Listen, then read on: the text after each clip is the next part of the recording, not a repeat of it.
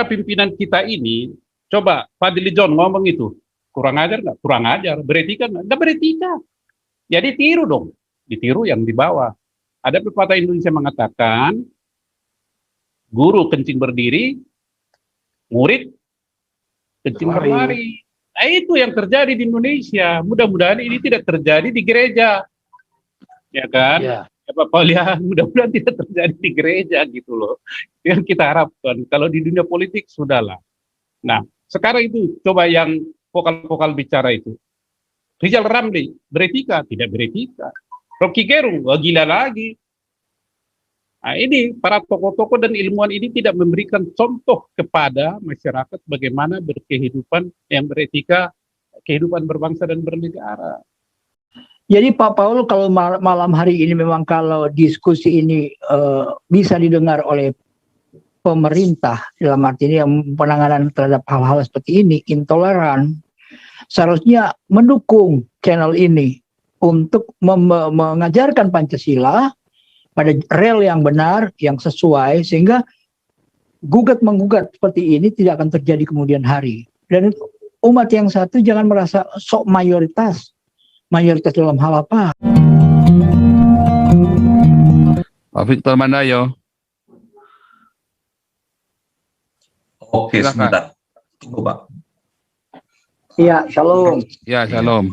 Iya, memang akhir-akhir ini Pak Paul banyak saling tuding-menuding ya, khususnya ke yang namanya mengakui sebagai ustadz ya Abdul Somad. Sekarang itu lagi heboh-hebohnya memang Pak Paul di medsos segala medsos itu yang di Indonesia memang lagi heboh. Jadi menurut saya sih seharusnya mereka selalu mengakui kan ini internal kami siar internal lah. Kalau memang internal mereka, kenapa dinaikkan ke YouTube? Nah, yang menaikkan itu juga dari grup-grup mereka, artinya dari teman-teman yang Muslim. Itu yang menjadi mereka berkilah bahwa bukan saya menyiarkan, orang lain kok. Makanya saya bilang di Indonesia siapapun yang berkata-kata sembarangan itu tadi, khususnya menghasut atau menfitnah, khususnya menfitnah, lakukan hal yang sama. Lakukan hal hukuman yang sama. Nah, sekarang dengan penangkapan Pak Kece, kemudian katanya dengan si dari pihak mereka juga siapa namanya Waloni, itu kok kayaknya sebenarnya seperti kata Pak Paul kemarin, itu bukan mereka sasaran kita. Sasaran itu bahwa khilafah harus menjauh dari Indonesia. Tidak ada tempat untuk khilafah berada di Indonesia, karena Indonesia punya Pancasila yang mana mengayomi seluruh penganut agama yang ada yang diakui oleh negara. Jadi kalau memang sekarang Pak Ruhut lagi heboh-hebohnya, karena Pak Ruhut itu mengkritik bahwa dari si siapa namanya Ustaz Abdul Somad itu harus ditangkap, ya menurut saya sih harus gitu loh, untuk membuktikan bahwa ucapannya dia yang mengajarkan ke umatnya yang salah, kemudian itu merupakan fitnahan terhadap kita yang Kristen.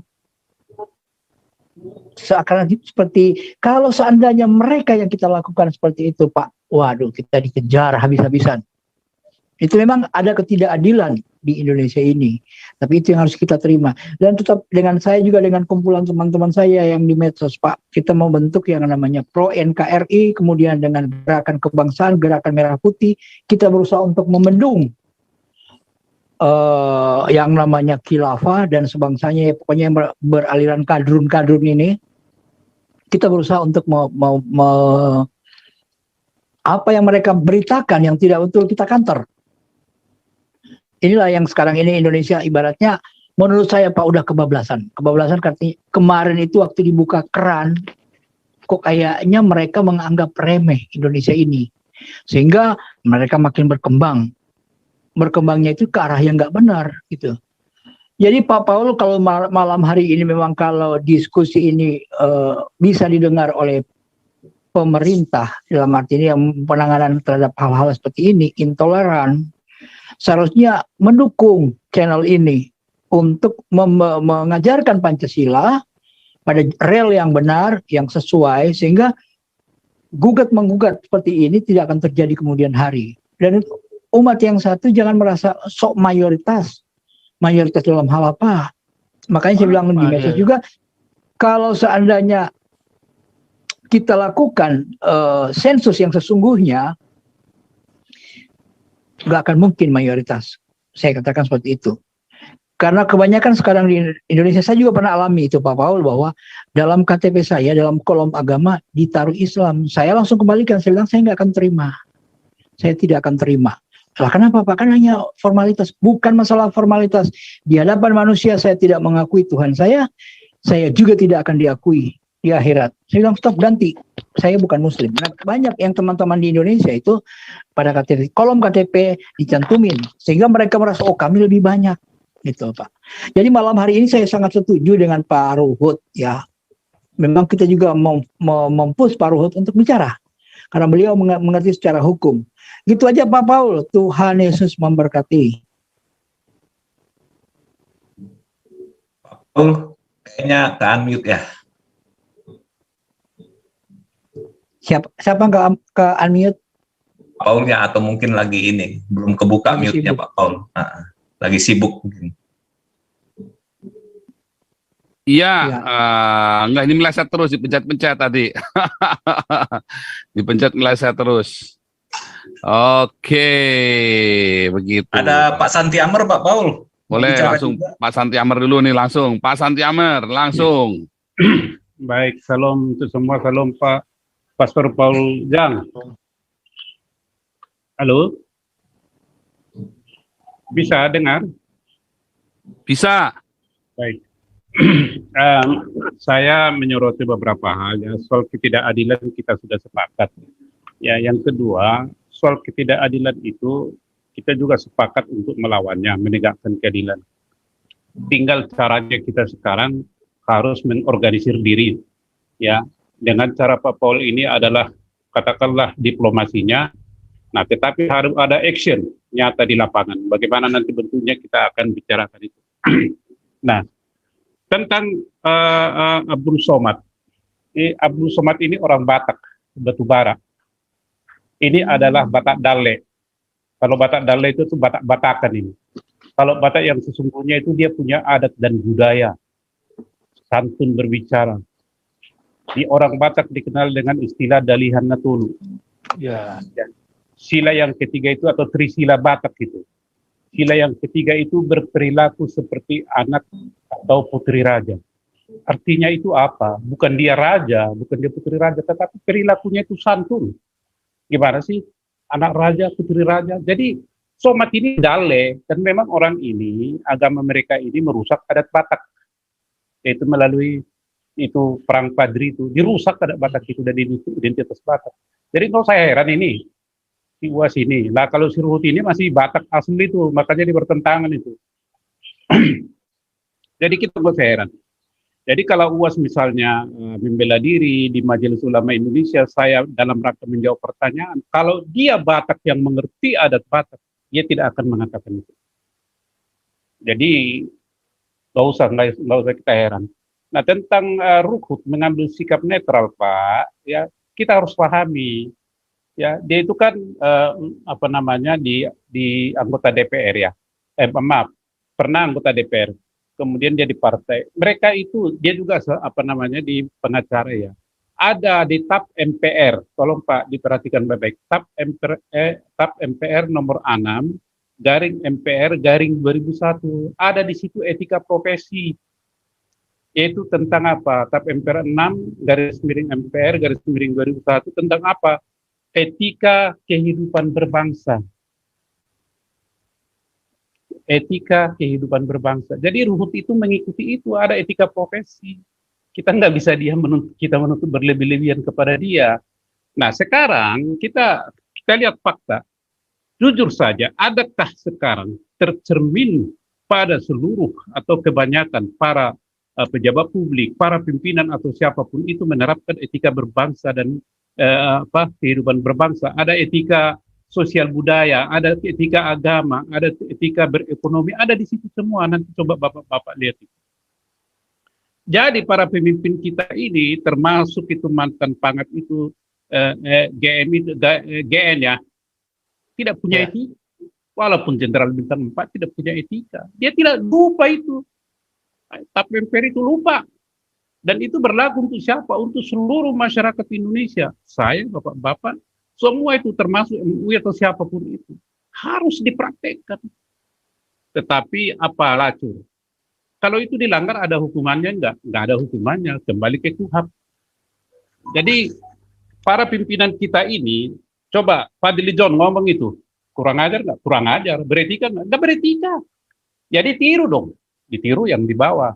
Ada pepatah Indonesia mengatakan, guru kencing berdiri, murid kencing berlari. Nah, itu yang terjadi di Indonesia. Mudah-mudahan ini tidak terjadi di gereja. Ya kan? Ya, Pak Paul, ya, mudah-mudahan tidak terjadi di gereja gitu loh. Yang kita harapkan. Kalau di dunia politik, sudahlah. Nah, sekarang itu coba yang vokal-vokal bicara itu. Rizal Ramli, beretika? Tidak beretika. Rocky Gerung, wah gila lagi.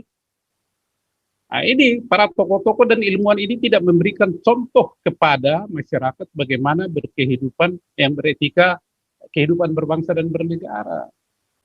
Banyak kita lupa ini ya, banyak kita sudah diatur itu Pak. Sudah diatur cara menyampaikan pendapat dan sebagainya. Nah, kebebasan yang kebablasan di Indonesia inilah yang merusak itu semua. 2001 kita reformasi 1998, makanya ini keluar ini tahun 2001. Jadi gitu. Lantas gini Pak, kita juga harus sadar, kita selalu bicara mayoritas minoritas.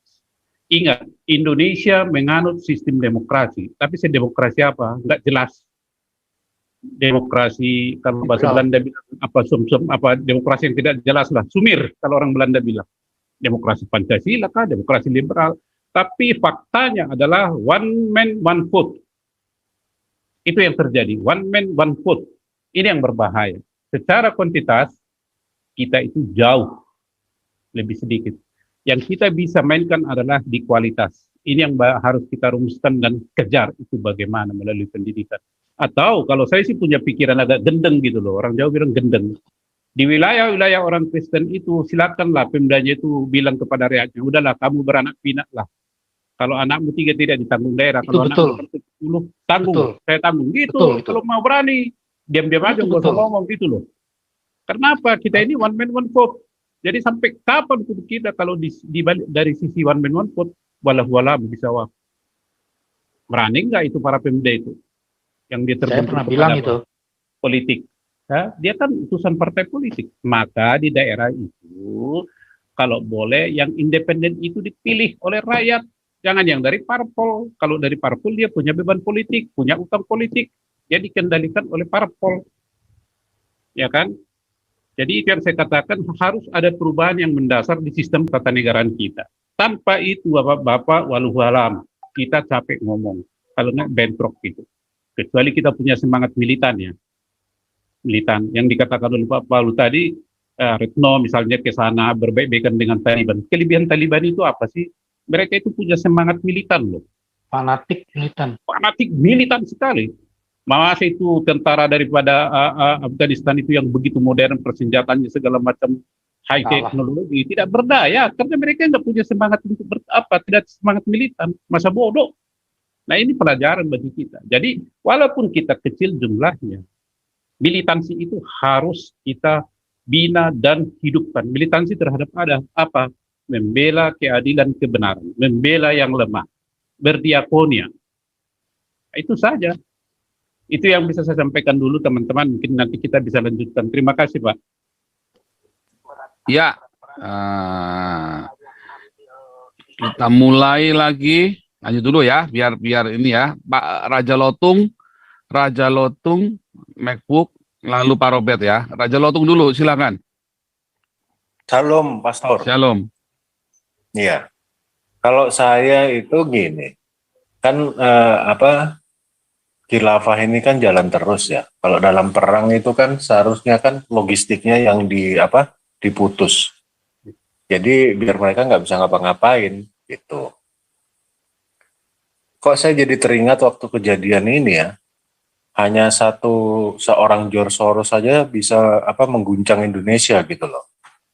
Kok saya kepikiran mending George Soros saja deh disuruh untuk apa? Untuk sabotase perusahaannya si Chaplin ini gitu loh. Jadi udah logistiknya mandek gitu loh. Ya kan? Biar kere-kere deh. Ntar saya yang diakonia ke dia, gitu aja. Ya kan? Daripada repot-repot. Saya mikirnya sih gitu loh. Selama dia masih apa jalan terus nih grup perusahaannya. Dananya ya. Betul Pak. Jadi dananya ini coba saya hilang sih kontaknya si George Soros, coba masih ada gitu saya WA deh sekarang gitu ya kan. Coba deh digoyang dikit tuh perusahaan dia gitu. Biar nggak bisa macem-macem lagi. Gitu aja sih. Soalnya kalau nggak gitu, apa rencana-rencana jadi khilafah itu ya terus akan ada gitu loh. Karena itu tadi, logistiknya masih ada gitu. Kalau si Abdul Sompret itu nggak usah dipedulikan lah itulah. Itu mah sudah apa? Udah orang Batak ke laut lah itu, jauh-jauh lah. Jangan sampai dia jangan sampai dia pulang kampung, udah gitu aja lah. Yusuf Iya, kan? Riau. Dia di Itu Riau. udah orang aneh itu. Saya rasa itu aja sih kalau dari saya sih, Pastor. Terima kasih, Salam. Iya. Nanti nanti saya kasih nomor handphonenya George Soros nanti.